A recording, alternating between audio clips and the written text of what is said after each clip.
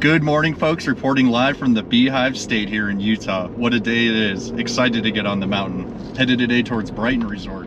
Vertical there, 1875. 67 total trails there at the resort. Got 7 inches of snow overnight. Excited to check it out.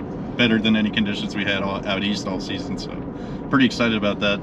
Looking forward to getting out there, shredding some turns, and let's get ripping.